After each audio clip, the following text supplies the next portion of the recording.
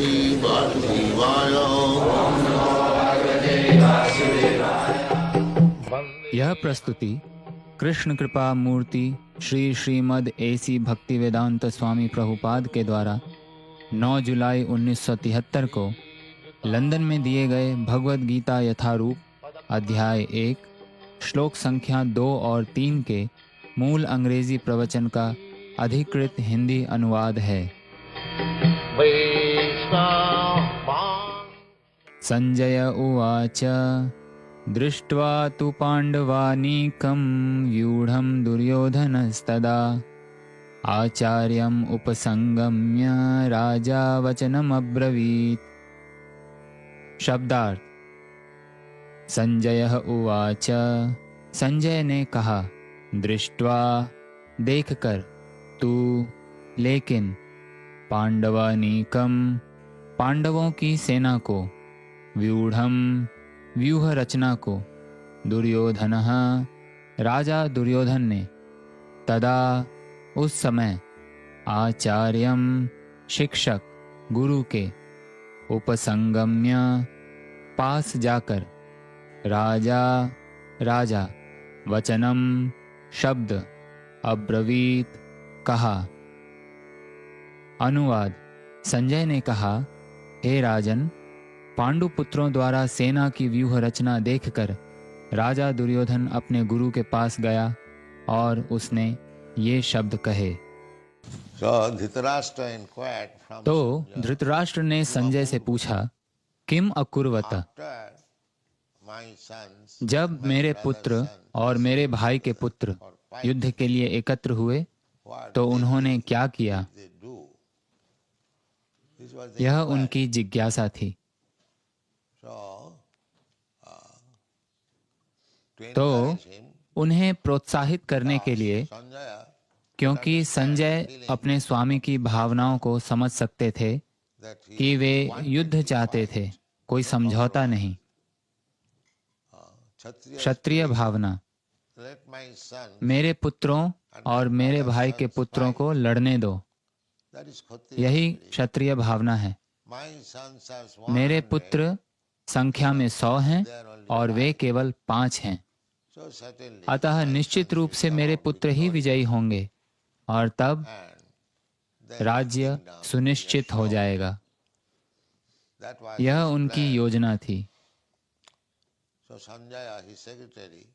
तो संजय, जो उनके सचिव थे, इस भावना को समझ सकते थे।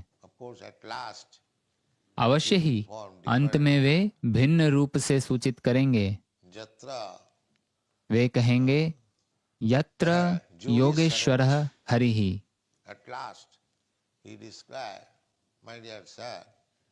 अंत में उन्होंने वर्णन किया, मेरे प्रिय महोदय, आप विजय की आशा मत रखिए, यह संभव नहीं है, क्योंकि दूसरी ओर कृष्ण हैं, यत्र योगेश्वरः हरिः, और योद्धा अर्जुन हैं।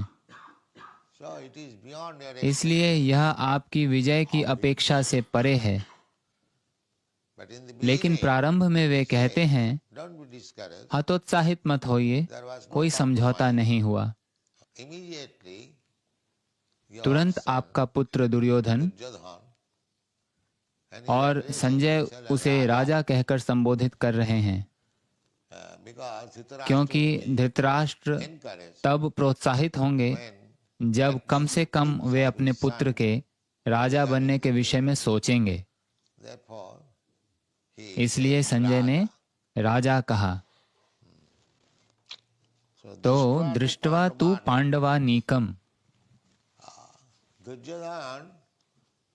दुर्योधन को यह आशा नहीं थी कि पांडव इतनी अच्छी तरह से सैन्य शक्ति जुटा पाएंगे, क्योंकि वे तो सभी साधनों से विहीन थे। उनका राज्य छीन लिया गया था, उनका धन हड़प लिया गया था, उन्हें वन भेज दिया गया था, कितने ही कष्ट दिए गए। परंतु मूर्ख दुर्योधन यह नहीं जानता था कि इन सब से ऊपर उनकी ओर कृष्ण थे। वह इस बात की गणना नहीं कर सका। इसलिए जब उसने देखा कि पांडव सैनिकों की अच्छी संख्या के साथ सुसज्जित हैं, पांडवानीकम, तो वह थोड़ा चकित हुआ कि वे इतने सारे सैनिक कैसे एकत्र कर सके। इसलिए तुरंत सेनापति द्रोणाचार्य से परामर्श करने के लिए, द्रोणाचार्य हर किसी के गुरु थे। आचार्य, आचार्य का अर्थ है गुरु। आचार्यम उपसंगम्य, सैन्य गुरु। तो द्रोणाचार्य वे पांडवों के भी सैन्य गुरु थे। जब वे सभी बालक थे, उन्हें द्रोणाचार्य के निर्देशन में सौंपा गया था। द्रोणाचार्य ब्राह्मण थे, परंतु वे सैन्य कला जानते थे। इसलिए उन्हें सभी बालकों, कौरवों के लिए गुरु नियुक्त किया गया था। तो परंतु आचार्य द्रोणाचार्य दुर्योधन के साथ सम्मिलित हो गए। भीष्मदेव दुर्योधन के साथ सम्मिलित हो गए। उनमें से कोई भी अर्जुन के साथ सम्मिलित नहीं हुआ, क्योंकि उस समय अर्जुन या महाराज युधिष्ठिर राजा नहीं थे। वित्तीय नियंत्रण अर्थात धन कोष का नियंत्रण उनके हाथों में नहीं था। और ये लोग धृतराष्ट्र के पुत्र, वे शासन की राजनीतिक सत्ता में थे। वित्तीय नियंत्रण उनके हाथ में था। इसलिए वे द्रोणाचार्य और भीष्मदेव को भरण पोषण के लिए पर्याप्त धन दे रहे थे। अतः द्रोणाचार्य और भीष्मदेव बाध्यता, कृतज्ञता का अनुभव कर रहे थे। अवश्य ही वे सब कुछ जानते थे, परंतु बाहरी रूप से उन्होंने बाध्यता का अनुभव किया। अर्जुन, मुझे दुर्योधन से धन मिल रहा है, अतः संकट के इस मोड़ पर यदि मैं उससे नहीं जुड़ता हूं तो यह अच्छा नहीं लगेगा। मुझे आर्थिक भरण पोषण मिल रहा है। हालांकि अर्जुन ने उनसे पूछा भी नहीं। अर्जुन कृष्ण से ही संतुष्ट थे, बस इतना ही। कृष्ण ने भी स्वयं को विभाजित कर लिया, क्योंकि यह एक पारिवारिक लड़ाई थी। इसलिए उन्होंने कहा, मैं किसी का पक्ष नहीं ले सकता, और यदि मैं आप में से किसी का पक्ष लेता भी हूं तो मैं युद्ध नहीं करूंगा। प्रत्यक्ष रूप से मैं युद्ध नहीं करूंगा। मैं आपकी ओर हो सकता हूं या उस ओर, परंतु मैं युद्ध नहीं करूंगा। फिर भी अर्जुन संतुष्ट थे। तो कृष्ण ने अर्जुन को संतुष्ट करने के लिए कहा कि मैं युद्ध नहीं करूंगा, परंतु मैं तुम्हारा सारथी बनूंगा, मैं तुम्हारा रथ चलाऊंगा। तो इस प्रकार युद्ध की व्यवस्था हुई। और जब धृतराष्ट्र ने पूछा, किम अकुर्वत संजय, उन्होंने क्या किया, तो उन्होंने कहा, महोदय निराश मत होइए, कोई समझौता नहीं हुआ। तुरंत आपका पुत्र पांडवों की सैन्य व्यवस्था देखने के बाद चकित रह गया और तुरंत वह द्रोणाचार्य के पास गया। वे पहले नियुक्त किए गए सेनापति हैं। क्या किया जाए? राजा वचनम अब्रवीत। फिर दुर्योधन ने बोलना प्रारंभ किया द्रोणाचार्य को सूचित करने के लिए।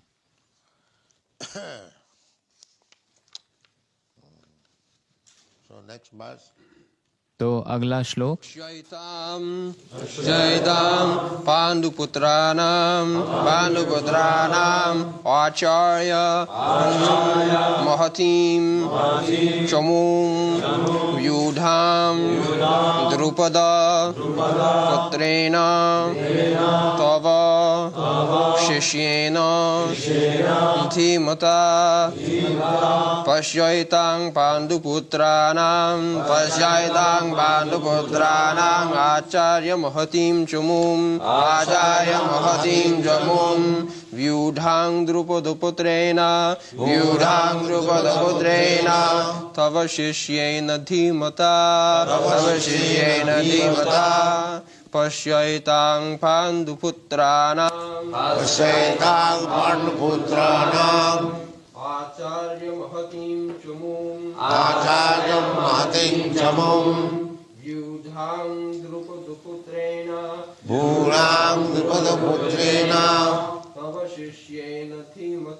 तव शिष्येन धीमता पश्यतां पाण्डुपुत्राणां आचार्य महतीं चमूं व्यूढां द्रुपदपुत्रेण तव शिष्येन धीमता पश्यतां पाण्डुपुत्राणाम् आचार्य महतीं चमूं व्यूढां द्रुपदपुत्रेण तव शिष्येन धीमता शब्दार्थ। पश्य देखिए, एतम इस, पांडुपुत्राणाम पांडु के पुत्रों की, आचार्य हे आचार्य गुरु, महतीम विशाल, चमूम सेना, व्यूढ़ाम व्यवस्थित, द्रुपद पुत्रेण द्रुपद के पुत्र द्वारा, तव आपके, शिष्येण शिष्य द्वारा, धीमता अत्यंत बुद्धिमान। अनुवाद। हे आचार्य, पांडुपुत्रों की विशाल सेना को देखें जिसे आपके बुद्धिमान शिष्य द्रुपद के पुत्र ने इतने कौशल से व्यवस्थित किया है। तो बुद्धिमान यह द्रौपद, द्रुपद का पुत्र, वह द्रोणाचार्य के वध के लिए ही नियत था। महाराज द्रुपद के संबंध द्रोणाचार्य के साथ अच्छे नहीं थे, इसलिए उन्होंने एक ऐसा पुत्र प्राप्त करने के लिए यज्ञ किया जो द्रोणाचार्य का वध कर सके। वही पुत्र है यह द्रौपद धृष्टद्युम्न। तो द्रोणाचार्य जानते थे कि महाराज द्रुपद को पुत्र प्राप्त हुआ है, भविष्य में वह मेरा वध कर देगा। फिर भी जब उसे उनका शिष्य बनने और सैन्य कला सीखने के लिए भेजा गया तो उन्होंने स्वीकार कर लिया। हाँ, इसका अर्थ है कि ब्राह्मण इतने उदार थे कि जब वह मेरे शिष्य के रूप में आ रहा है तो इससे कोई अंतर नहीं पड़ता कि वह भविष्य में मेरा वध कर देगा, कोई अंतर नहीं पड़ता, परंतु मुझे उसे शिक्षा अवश्य देनी चाहिए। इसलिए इस शब्द का प्रयोग किया गया है, धीमता, अर्थात अत्यंत बुद्धिमान। उसने आपसे सैन्य विज्ञान केवल आपका वध करने के लिए ही सीखा है। धीमता तव शिष्येण, आपके शिष्य ने, उसने यह व्यूह रचा है। यह संकेत इसलिए किया जा रहा है ताकि वे क्रोधित हो जाएं। इस मूर्ख ने मुझसे सीखा है और यह मेरा ही वध करना चाहता है, परंतु नहीं, कर्तव्य तो कर्तव्य है। अंततः हर कोई मरेगा, कोई भी यहाँ सदा नहीं रहेगा। इसलिए किसी को भी मृत्यु से भयभीत नहीं होना चाहिए। यह है वैदिक सभ्यता। मृत्यु तो अवश्यम भावी है। कहते हैं ना, मृत्यु के समान ही निश्चित। कौन बच सकता है मृत्यु से? अतः मृत्यु से भयभीत होकर हमें अपने कर्तव्यों, अपने वास्तविक कर्तव्य से विचलित नहीं होना चाहिए। यह है वैदिक सभ्यता। तो दुर्योधन यह संकेत करना चाहता था कि यह बालक आपका शिष्य, यह निश्चित है कि वह आपका वध करने के लिए ही है, और उसने आपको पराजित करने के लिए इतनी सुंदर सैन्य व्यूह रचना की है, और उसने यह कला आपसे ही सीखी है। इसलिए वह इस शब्द का प्रयोग कर रहा है, धीमता। धी का अर्थ है बुद्धि। धीमत शब्द, धीमत। धी का अर्थ है बुद्धि, और मत का अर्थ है जिसके पास कुछ हो। अस्त्यार्थे मतु प्रत्यय। जब किसी के पास कुछ होता है या कोई किसी वस्तु को धारण करता है, उस अर्थ में यह प्रत्यय, संस्कृत में प्रत्यय होते हैं। तो मतु प्रत्यय, मतुप से यह मत बनता है। संस्कृत भाषा का अर्थ है कि यह इतनी शुद्ध और संवरी हुई है कि प्रत्येक शब्द का अपना एक विशेष महत्व, अर्थ है। ऐसा नहीं कि आपकी अंग्रेजी भाषा की तरह BUT बट, PUT पुट। नहीं, वैसा नहीं है। यदि आप BUT बट कहते हैं तो आपको PUT पट कहना चाहिए, परंतु नहीं, आप बदल देते हैं BUT बट, PUT पुट। क्यों? इस प्रकार के परिवर्तन की अनुमति संस्कृत भाषा में नहीं दी जा सकती। यदि यू का अर्थ आ है, जैसे BUT बट में, तो इसका अर्थ सदैव वैसा ही होना चाहिए, कोई परिवर्तन नहीं। तो धीमता, धी का अर्थ है बुद्धि। धी का अर्थ है बुद्धि, अर्थात जिसके पास बुद्धि है। प्रत्येक शब्द का प्रयोग पूर्ण अर्थ के साथ किया जाता है। संस्कृत भाषा इतनी सुंदर है, इसीलिए इसे संस्कृत कहा जाता है। संस्कृत। संस्कृत का अर्थ है परिष्कृत, सुधरा हुआ, और वर्णमाला को देवनागरी कहा जाता है। देवनागरी का अर्थ है कि ये वर्ण, जैसे यूरोप में रोमन अक्षरों का प्रयोग किया जाता है, उसी प्रकार उच्च लोकों में इन वर्णों का प्रयोग किया जाता है। देवनागरी।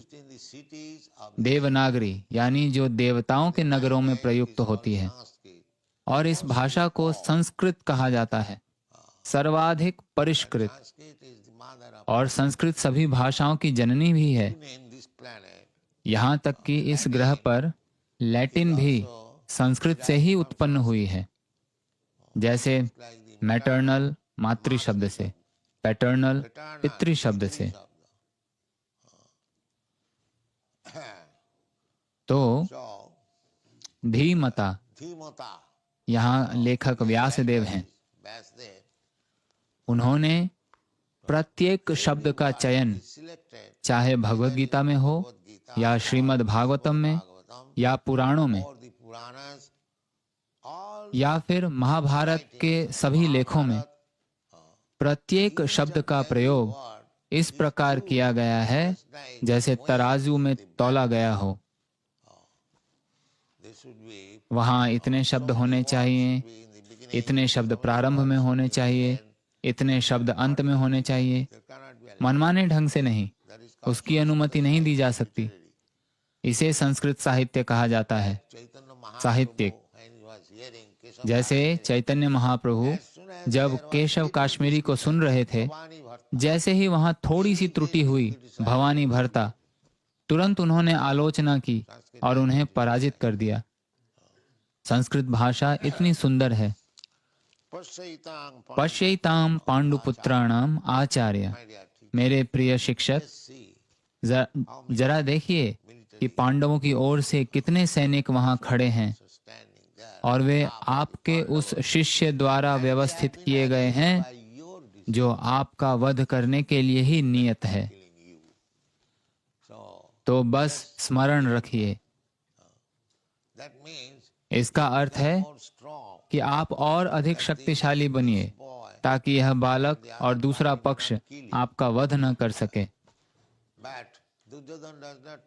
परंतु दुर्योधन यह नहीं जानता कि मृत्यु सैन्य शक्ति या शारीरिक शक्ति पर निर्भर नहीं करती। जब मृत्यु आएगी तो कोई उसे रोक नहीं सकता। मृत्यु भगवान है। जब कृष्ण की इच्छा होती है कि इस मनुष्य का वध अभी होना चाहिए या उसे अभी मरना चाहिए, तो कोई उसे रोक नहीं सकता। राखे कृष्ण मारे के, मारे कृष्ण राखे के। यदि कृष्ण किसी का वध करना चाहें तो कोई उसे सुरक्षा नहीं दे सकता, कोई शक्ति नहीं। और यदि वे किसी की रक्षा करना चाहें तो कोई उसका वध नहीं कर सकता।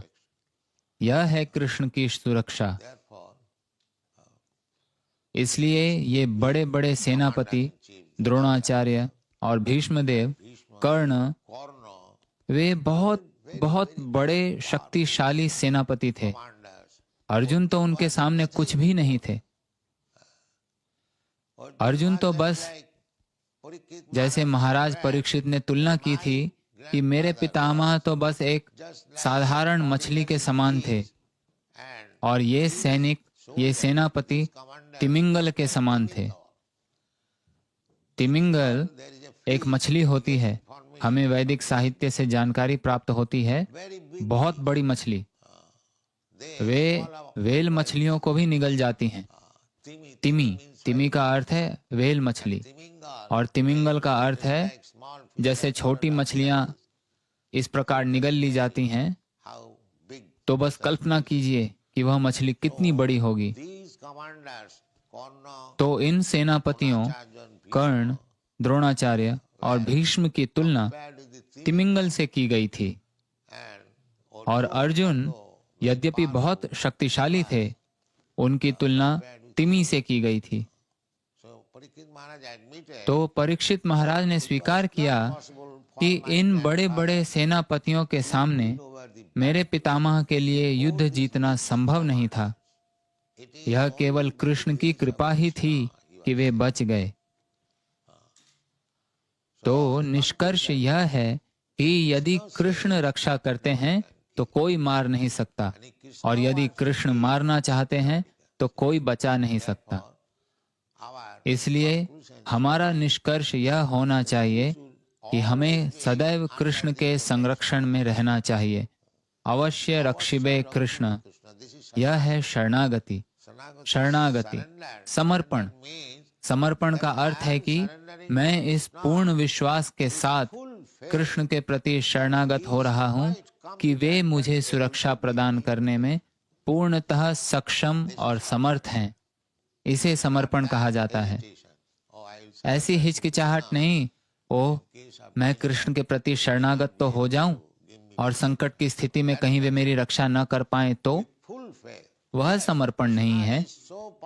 पूर्ण विश्वास के साथ, हाँ, कृष्ण इतने शक्तिशाली हैं, कृष्ण इतने महान हैं कि मैं आज के दिन से कृष्ण के प्रति शरणागत हो रहा हूँ। आज के दिन से, हे कृष्ण, मैं आपके साथ अपने संबंध को जाने बिना जीवन दर जीवन पूरे ब्रह्मांड में भटक रहा था। अब आज मैं आपके प्रति शरणागत हूँ। कृपया मुझे स्वीकार कीजिए और मुझे अपनी सेवा में नियुक्त कीजिए। इसे समर्पण कहा जाता है। आपका बहुत बहुत धन्यवाद। श्रील प्रभुपाद के सारे प्रामाणिक ग्रंथ अब आपके मोबाइल पर। आज ही डाउनलोड करें ट्रांसेंड ऐप, जहां आप इन्हें पढ़ने के साथ साथ सुन भी सकते हैं। साथ ही पाएं अपनी जिज्ञासाओं के त्वरित समाधान। अपनी आध्यात्मिक यात्रा को एक नया मोड़ दें। आज ही डाउनलोड करें ट्रांसेंड ऐप।